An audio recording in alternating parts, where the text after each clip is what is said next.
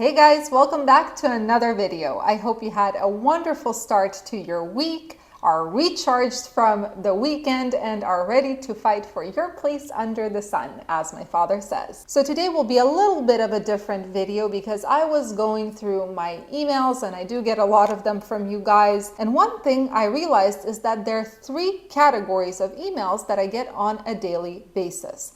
Number one is the question, is this a good time to actually get into the trucking industry? Number two, when will the freight market get better? And number three, how do I get an MC and DOT number? So today I decided to tackle the question of whether this is a good time to open a trucking business, and more importantly, is this a place where you can make any money?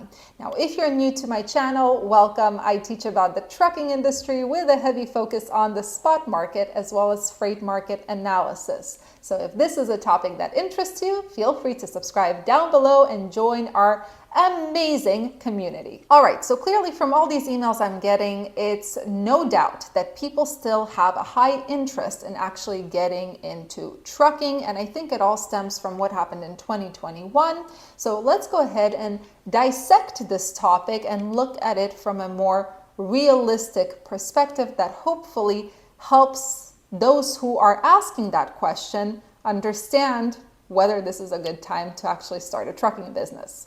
Ready? Let's go. Now, we are going to be going through pretty much everything, starting from the beginning. But before I actually go to the board and show you some numbers, I want to be very, very clear. I am not here to encourage anyone to get into the industry, and I'm not here to discourage anyone from getting into this industry. I am Switzerland. I am a neutral party here. I will be here just to simply give you the facts and my personal experience so that you can make a well-rounded and educated decision. Okay, let's go to the board and break this whole thing down. And just so you guys know, I'll be using my own numbers throughout this video so that it's not just a theoretical babble. The first question you should be asking yourself is, what is the actual startup cost of opening a trucking business? Let's take a look. Okay, so what I did is I made this chart of startup costs, right? And the green ones are the optional ones. I mean, sort of optional. I'll explain. So first we have this column, which is our startup costs, and then without optionals and with financed equipment. Something that you guys should know, I'm going to just go here right now. We paid for our truck and trailer cash, right, back in 2019. So that's why our total startup cost was $253,793. Not cheap, not cheap at all. But in terms of startup costs, first of all, we did company formation, UCR, BOC3, and all of those things we did through Apex Capital. They charged us a fee of $685. They gave us all the state permits. They did all of this for us. The company formation was actually more expensive than it would have been if I did it myself. So these are the startup document costs, right? Then we have the annual tax, the 2290 that we paid. We have IRP plates, IFTA license decals, truck decals that go on the side of the truck, MCP because we're a California carrier, GPS, auto socks, ELD, fuel card, drug and alcohol consortium, best pass, toll pass, load board, truck, trailer, insurance down payment. This was our insurance down payment just for cargo and liability. We did not have any physical damage because we paid for the truck and trailer cash, and we elected not to get physical damage insurance. And then we had the mailing fees. So total $253,793. So let's take a look at a different scenario. If you're financing your equipment and getting rid of these optionals, right? One more thing I need to mention, the Oregon permit, the $2,000, this is an out-of-pocket cost. This is a bond, but this bond gets returned to you with interest after a year if you pay your taxes on time. Something I forgot to mention. All right, let's look without optionals and with financed equipment. MCDOT doesn't change. BOC3, I mean, we paid $150. There are plenty of other BOC3 providers that are less. We have UCR, 2290 fee. Let's say that you don't want to operate in New York, Kentucky, New Mexico. You don't need that permit. If you didn't get anyone to do the MC and DOT number or authority services for you, you don't need to pay for that. You might not need an Oregon permit, right? So that is a zero as well. Then we have the annual tax, IRP plates, IFTA decals, MCP. I mean, if you're a California carrier, you might not need a GPS. Maybe you're using something on your phone that is free. You might not use auto socks. You might use chains, which are usually, as far as I know, quite a bit cheaper. ELD, of course, you have to have. You don't have to have a fuel card. You would save money with a fuel card, but you don't have to have one. Toll pass, also, you don't have to have one. And everything else is pretty much the same except for the truck, trailer, and insurance. So I just assumed that on a truck, you would put a down payment of almost $20,000. On a trailer, $9,180. You would put the same down payment for cargo and liability insurance, but then you would have to also have physical damage insurance because now this truck and trailer is financed. And most financing companies will require you to have physical damage insurance. I'm basing this on 5% of the total price of equipment, right? So this is usually how it's done. It's based, physical damage insurance is based on the price of the equipment. Mailing fees, but the total comes out to a more manageable $40,567. So that's great. Okay, now that we have seen what we paid in 2019 and what we could have paid if we were a little bit smarter and more experienced, let's talk about the process, right? And the process involves the freight market. So we're going to be looking at what is the health of the freight market currently. Now, I'm talking only about semi-trucks here. Unfortunately, I'm not really educated when it comes to hot shots, cargo vans, sprinter vans, box trucks, and so on. All right, let's go back to the board. Now let's talk about the market, which means we're talking about average spot rates in this case, right? This is the latest chart from FTR Intel, and this shows us the average spot rates by equipment type. Now we have the flatbed, which is the blue line is where we are in this year. This is around $2.40 some cents on average for loaded miles, right? That's the average spot rate for a flatbed. For a dry van, the average is less than $2. If you can see that, it's less than $2 per mile, around $1.96 per mile for loaded miles. And then we have the reefer spot rates, which are just slightly above $2.25, so we'll say $2.27 or so. So here we go. We have the average spot market rate, right, for flatbed, reefer, and dry van. And let's assume that you are planning to drive 10,000 miles a month, right? This is your goal, 10,000 miles a month, which means that you're driving pretty much a full month, right? So that means if we just multiply these, right, 2.27 or 2.25 by $10,000, or the dry van, this is the total gross income in a perfect world where you're always driving 10,000 miles per month, where the spot market rate does not change ever, and where your deadhead miles are zero, right? Because that average spot market rate does not include those deadhead miles. So let's say we're in a perfect world. This is what you are making. Okay, so how do people calculate what they could potentially, or forecast what they could potentially earn when they are just looking to enter into the trucking industry or open a trucking business? Well, of course, they start estimating. So let's take a look at some estimates. So we already know the flatbed average spot market rates. We already determined that you are living in a perfect world where the spot market rate is always this, no matter where you are. You're always driving 10,000 miles and you have zero deadhead miles. So this is the best case scenario that unfortunately does not exist. But let's just take it as is. So here we have our total gross income. Now let's assume, and we're going to assume this for all equipment types, you have a truck payment of $2,000 right here. You have a trailer payment, $750. You estimate that your insurance, cargo liability, and physical damage is about $1,700 per month.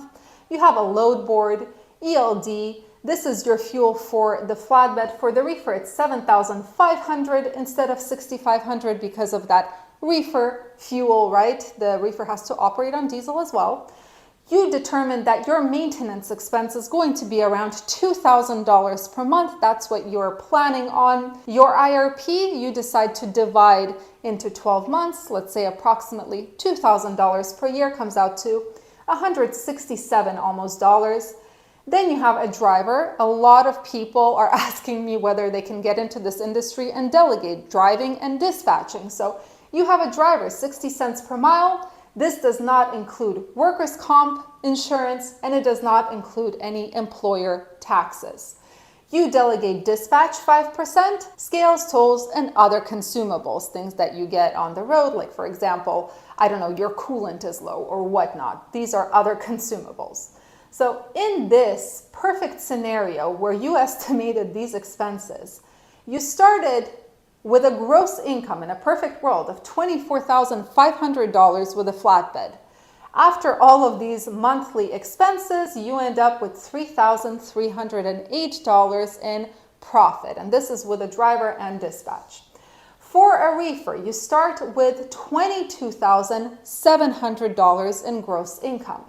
After all of these expenses, you end up with $598 in net profit. Pretty crappy.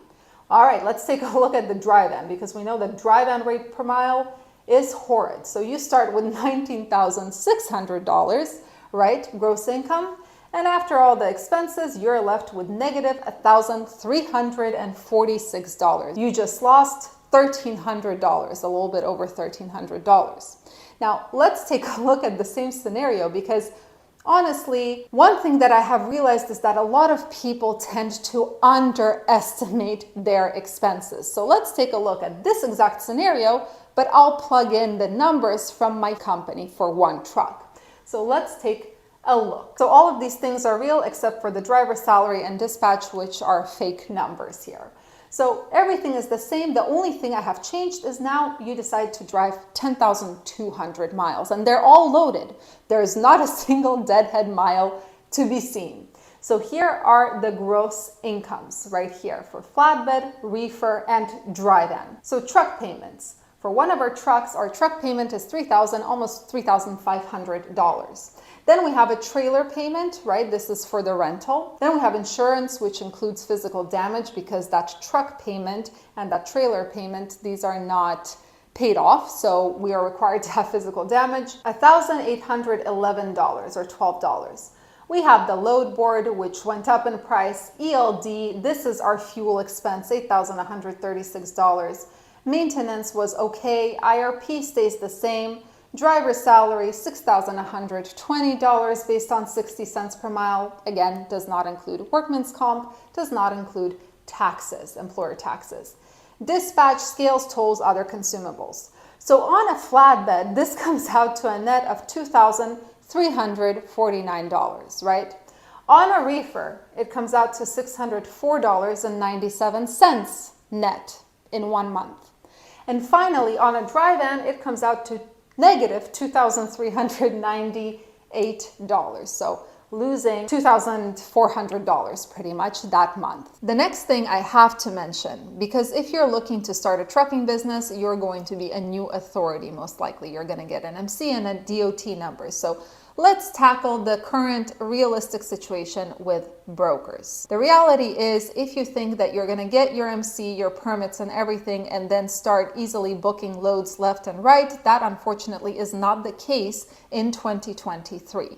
Why? Well, because of capacity. There are so many trucks out there that brokers are really not afraid of not moving their load. They know that they will find someone to move their load for usually a really, really cheap price. Now, of course, when brokers have such a huge amount of carriers available to them, and this is something that they don't have to worry about, they start putting roadblocks when it comes to carriers getting set up. One of those roadblocks is new MCs.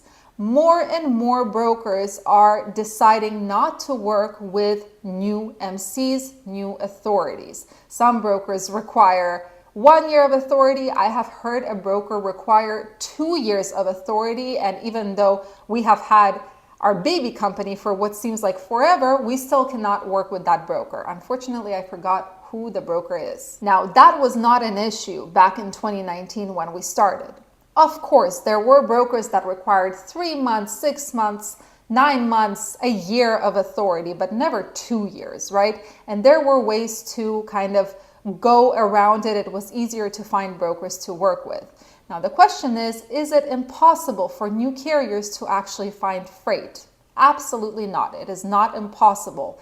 It's just that you will have to work 3 times harder to find an actual load to move with a broker that is willing to work with you. Finally, we are going to talk about cash flow. Cash flow is the lifeline of any business, but especially it seems like the trucking business. One thing I have learned is that cash flow is something that you have to be very, very mindful of when it comes to running a successful trucking company. Now, the reason I'm actually bringing this up is because I get a ton of emails from people asking whether 5, 10,000, 15,000 in an account is enough to start operating a trucking business. And I'm going to assume that we're talking about that, let's say $10,000 in an operating account after all the startup expenses. This is what you have to start operating your business. So let's go ahead and do a quick refresher, because I do have a video on this on YouTube, but let's do a quick refresher in this context on cash flow. Okay, first let's start with the ideal scenario. And what I actually did was I put in all the invoices that were due for us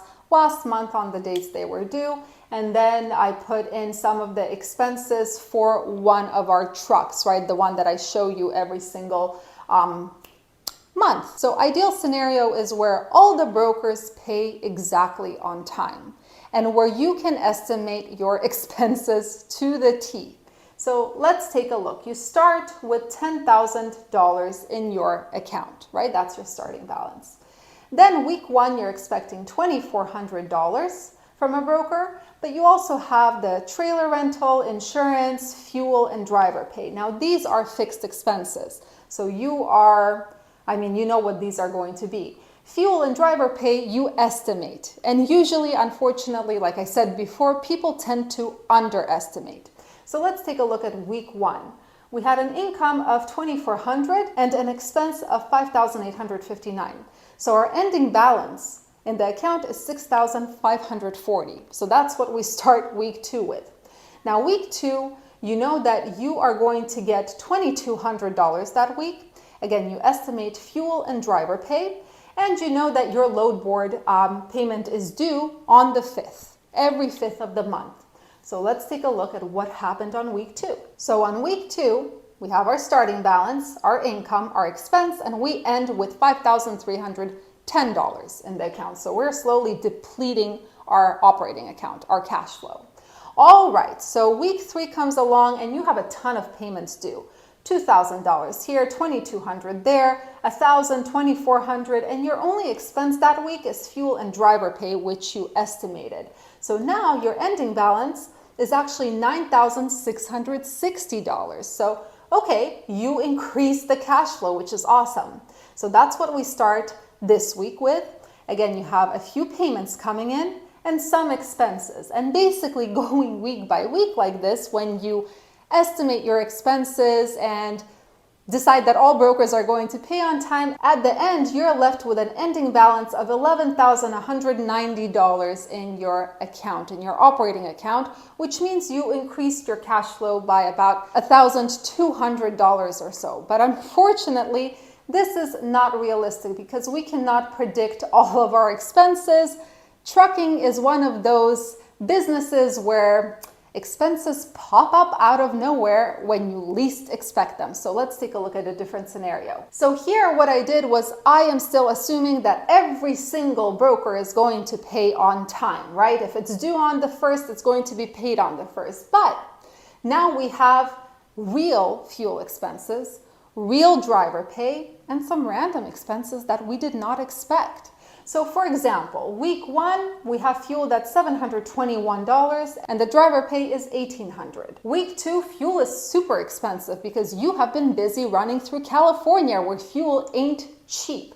And the driver pay is $1,963. So we are putting a more realistic number here now.